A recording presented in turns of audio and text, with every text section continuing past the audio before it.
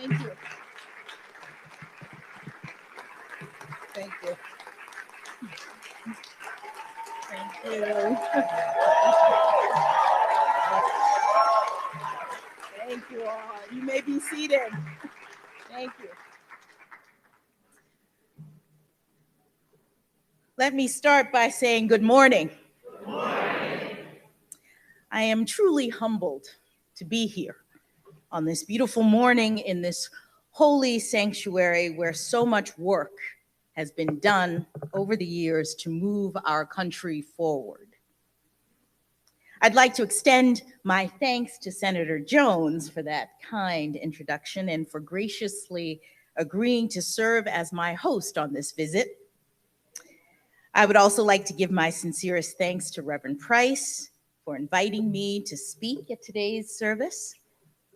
It is a blessing to join you and Congresswoman Sewell, Assistant Attorney General Clark, Mayor Woodfin, and all of the other participants and distinguished guests here today as we honor the lasting impact of the civil rights movement and pay tribute to those who lost their lives in the great and ongoing struggle toward equality, freedom, and justice.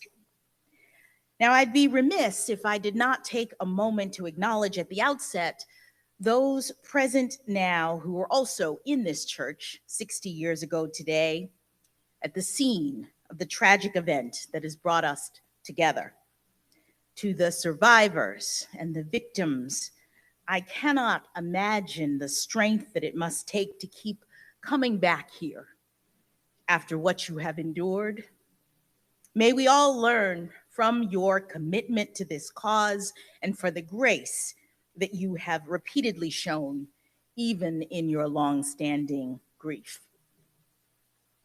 I thought I would begin my remarks this morning by making a confession, and that is, I have never been to the state of Alabama before. Despite growing up in nearby Florida and having a mother, aunt, and uncle who are all proud graduates of Tuskegee University, despite having a godmother who lives in Birmingham and is here with me today, I have to admit, this is my very first time visiting this great state. Now, I don't want you to get the wrong impression. I am not unfamiliar with this community or what has happened here. I want to assure you that I actually do know a lot about Alabama, and in particular, about its critical connection to the civil rights struggles of African Americans during the 1950s and 1960s. So while I've not been to Alabama, I can quite confidently say that I know Alabama. And if you knew my parents, you would understand why. You see, my parents are African Americans who grew up in South Florida at a time of racial segregation. They came of age during the civil rights movement, and they chose to enter the field of education after graduating from historically Black colleges and universities in the late 1960s. They were public school teachers when I was born. Now, these facts are important to know because my parents were deeply committed to my education, knowledge, and well-being when I was a child. And it is also quite clear that my parents viewed my entry into this world in September of 1970 as a genuine opportunity to nurture the long-denied American dream. So many African Americans of their era had been prevented from realizing their full potential. So many dreams had been deferred. And so when I was born, on the other side of the high water mark of the movement, a mere 2 years after Congress enacted not one, but 2 Civil Rights Acts and the Voting Rights Act, my parents seized the day. They gave me an African name, and they deliberately set out to ensure that I could do anything I wanted to do. They saw it as their responsibility to make sure that I was well equipped to take full advantage of the doors that had been opened And they wanted most of all to prepare me for what they fervently believed would be a great and glorious future. Now, this preparation started basically when I was a toddler, and bear with me, this is where Alabama comes in. As educators, my parents understood that if I was going to be successful, I needed to know the truth about a great many things, and one of those things was Black history, the race-based experiences of African Americans in this country through the ages. My parents knew Black history inside and out, and they intentionally set about teaching it to me as a young child. And of course, as you well know, Alabama is ground zero when it comes to this kind of instruction. So although I've not been here before, I know Alabama. I was probably no more than 4 or 5 when I started telling anyone who'd listen that on December 1st, 1955, Ms. Rosa Parks said no when she was asked to give up her seat on a bus in Montgomery. I knew that Dr. King had spent 8 lonely days in a jail right here in Birmingham, and I could spot young John Lewis from almost any angle in those grainy photographs of a crowded bridge in Selma taken on that bloody Sunday. I also knew that 4 little girls, not much older than myself, had been murdered at the 16th Street Baptist Church when a bomb ripped through the basement, awakening the nation and the world to the horrors of race-based violence and oppression. I knew those girls were killed simply because they were Black, and because at that time, Black people were rising up to demand equal rights. Tough stuff for a child. But my parents never lied to me, and they sincerely believed that I needed to know the truth about what had happened in Alabama and elsewhere if I was going to be prepared for life in America. So why am I telling you this? Well, one reason is to emphasize how much it means to me to finally have the opportunity to come and immerse myself in a historical and cultural experience that I've known about for my entire life. But I do know that my long absence also begs at least 2 questions. The first is, what took you so long? And I'm sure at least a few of you are thinking that right now, and that is a good question. But if you'll indulge me, what I want to address this morning is the second question, which is, why now? Why, with all that's going on at the court and in the world right now, would you choose this moment as your first visit to this great state? I've been thinking about that question a lot, quite a bit. My motivation for accepting Reverend Price's kind invitation when there are so many others that I had to politely decline. And I guess the honest answer is, I felt in my spirit that I had to come.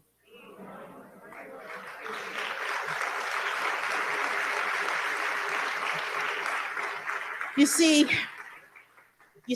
I've been through something over the past year and a half. And it's been quite humbling and exhausting and eye-opening as an experience. My journey has been high profile by nature, and wonderfully supportive people from all over the country have reached out to me to tell me how much my appointment as the first Black woman to serve on the Supreme Court of the United States has meant to them.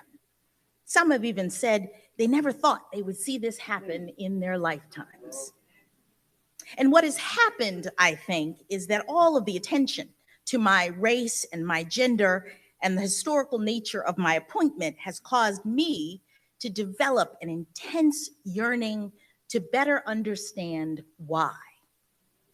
Why have our nation's highest reaches been out of grasp for so many? Why has the opportunity to participate fully in the promise of America been kept from African Americans for so long? Why has it taken 232 years and 115 prior appointments for a Black woman to serve on the Supreme Court.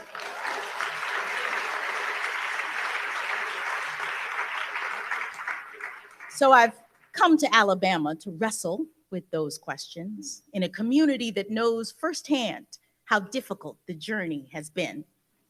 A place where people remember what it cost to make it this far. I come with the understanding that I did not reach these professional heights on my own, that people of all races and faiths, people of courage and conviction cleared the path for me in the wake of the horrible tragedy that snuffed out the 2 brief lives of those 4 little girls inside this sacred space. I've come to Alabama with a heart filled with gratitude. For unlike those 4 little girls, I have lived and have been entrusted with the solemn responsibility of serving our great nation, a service that I hope will inspire people, and especially young people, to think about what is possible, to understand the law, and to recommit themselves to the Constitution and its core values, the rule of law, democracy, freedom, justice, and equality. I have also come to Alabama to bring a message about what it's going to take to ensure that those core constitutional values withstand these challenging times. In a nutshell, I've come to Alabama to commemorate and mourn, celebrate and warn.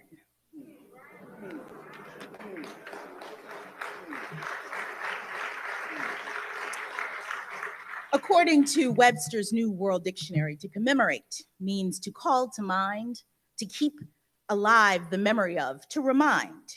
And there is no better place than Birmingham to remind us of our country's great struggle toward equality. News reports from the late 1940s to the mid-1960s established that there were dozens of race-related bombings in places that African Americans frequented during that time. As a result, instead of being able to live in peace and security, the Black community was terrorized and constantly on high alert.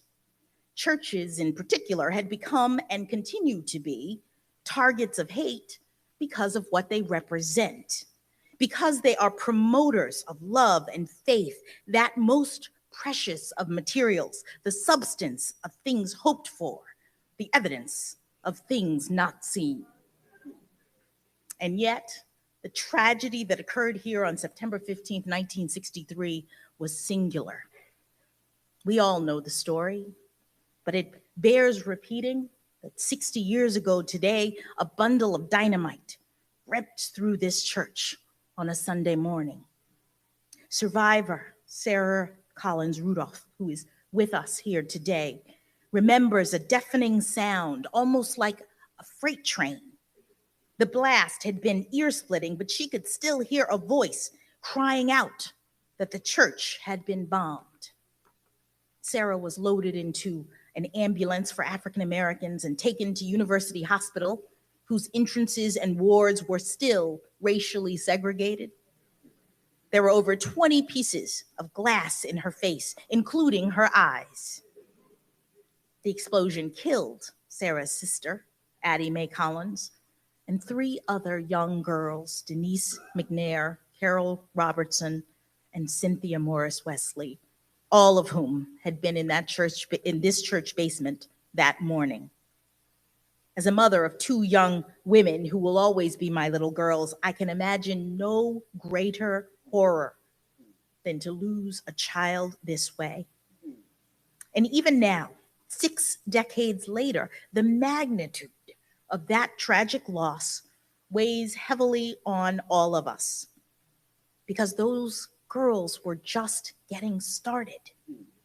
They could have broken barriers. They could have shattered ceilings. They could have grown up to be doctors or lawyers or judges appointed to serve on the highest court in our land. They could have been any one of us, and we could have been any one of them. As 1 Corinthians 15:10 reminds us, I am what I am, but by the grace of God. So today, we remember the toll that was paid to secure the blessings of liberty for African Americans, and we grieve those 4 children who were senselessly taken from this earth and their families and robbed of their potential. The theft of those souls and spirits shook and bent our own, but we did not break. Indeed, it was from the rubble of the bombing of this church that our nation renewed its commitment to justice and equality. The civil rights movement gathered new momentum, resulting in Congress's passage and President Johnson's signing of the most significant civil rights bill since Reconstruction. American citizens from all over the country stared down state violence and joined together to peacefully march, pray, and make themselves heard. And importantly for present purposes, open defiance of the rule of law, which had been marked by cries of segregation now, segregation tomorrow, and segregation forever, was finally overcome, such that by the time I arrived in the fall of 1970, it was a new day in America. Public schools had been integrated. The doors to the workplace were open to all, and the right to vote, the key to all other rights in our great democracy, had been meaningfully secured. One additional personally significant development occurred just 3 years after the tragedy that we are commemorating today. President Johnson appointed Constance Baker Motley, a civil rights icon, my personal heroine and birthday twin, to be the first Black woman to serve as a judge on the federal courts. That happened 57 years ago in 1966, and my, how far we've come since then. According to the latest available figures from the American Bar Association, there are 59 Black women serving as federal judges today.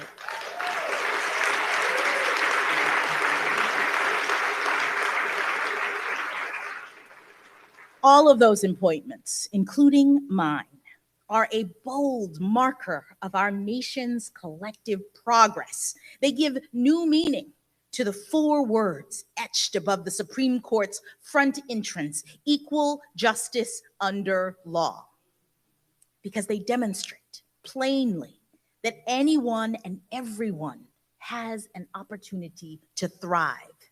They are a tangible reminder that we as a nation have successfully moved out from our gloomy past, and that all of us deserve to be protected by our laws. All of us can exercise the rights guaranteed by our Constitution, and we all share in the promise of our democracy. So while our hearts are heavy with remembrance today, we do have something to celebrate. We are blessed to have made significant strides forward as a country since those 4 little girls entered this building for the last time 60 years ago. Now, that is not to say our work is done. Academics, journalists, researchers, and our own eyes tell us daily that there is more to do in the quest for equality. And that brings me to the warning part of my message. The part where I urge us all to reject complacency and ignorance and work to shore up democratic values and the rule of law. As a first order of business, what is needed is for all of us to pay careful attention to what we know. Oppressors of every stripe, from the slave master to the dictator, have recognized for centuries that knowledge is a powerful tool.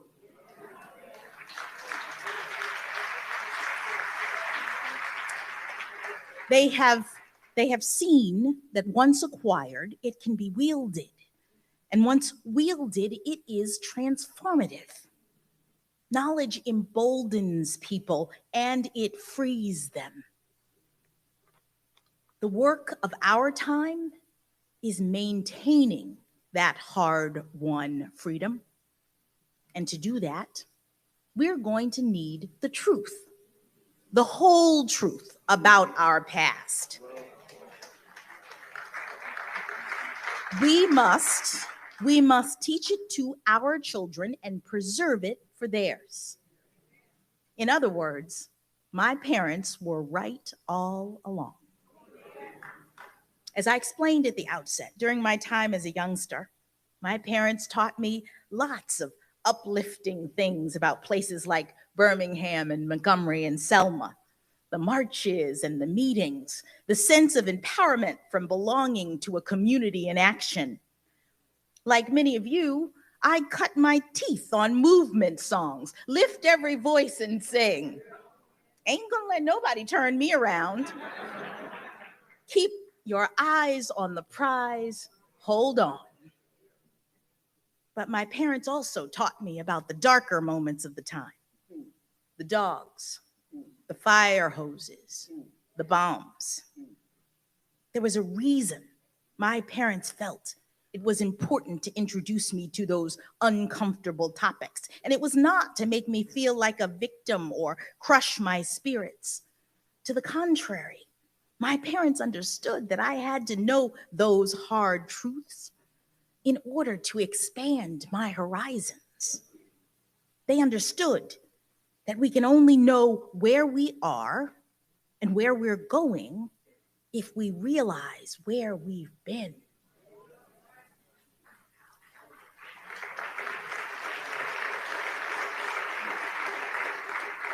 Knowledge of the past is what enables us to mark our forward progress.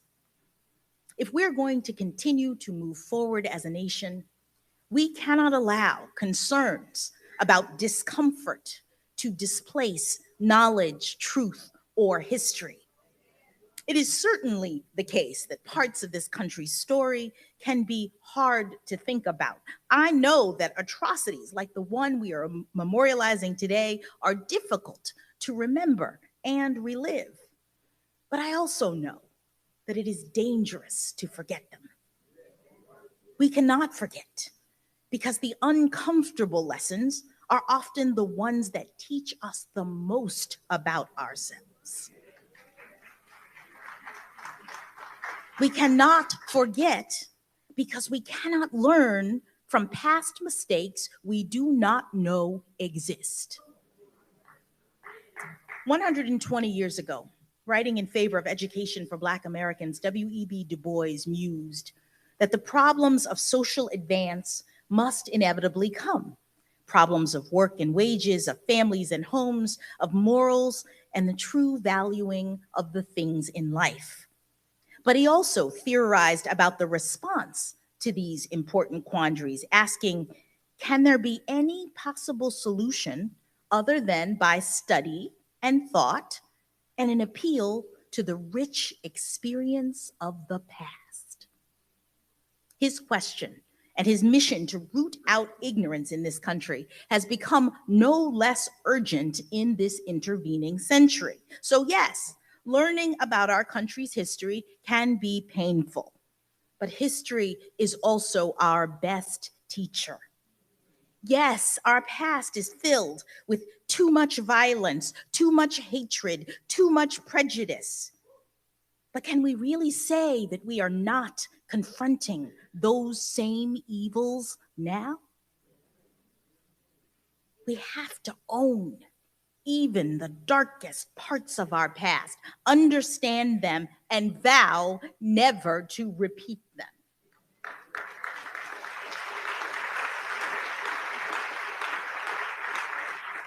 We must not shield our eyes. We must not shrink away, lest we lose it all. The path we need to take, one of remembrance, knowledge, and understanding, is certainly not the easy road, but it is the only one that can guarantee our democracy's ultimate survival. And I am confident that just like generations of Americans before us, we are up to the challenge. Armed with our history, well prepared by our past, and secure in the knowledge of what we have been through and where we're headed, we will triumph in the valiant struggle to promote constitutional values and to obtain freedom and justice for all.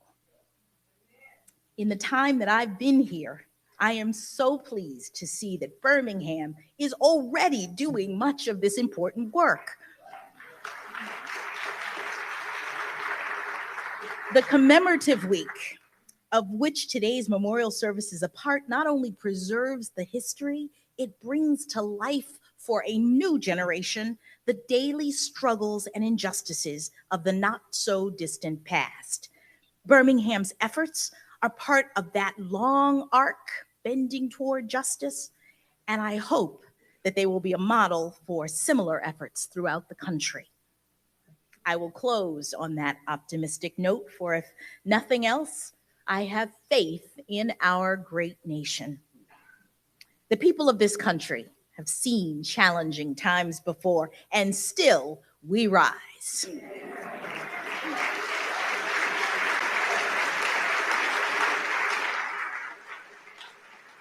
We will link arms and step forward together, past the hate and fear, beyond the darkness of division. Knowing what we've been through will only embolden us to lift ever higher the torch of freedom and fairness, justice and equality. And just as we always have, we will honor those 4 little girls and all of the historical figures who have paid the ultimate price for our freedom by vigorously upholding the Constitution of the United States and the fundamental principles of our union. We will embrace them, we will promote them, and we will protect them, even when it is difficult to do so, especially when it is difficult to do so. And through our efforts, with God's grace, we will continue to push humanity toward the light. God bless you and your families, and thank you for the honor of being here today.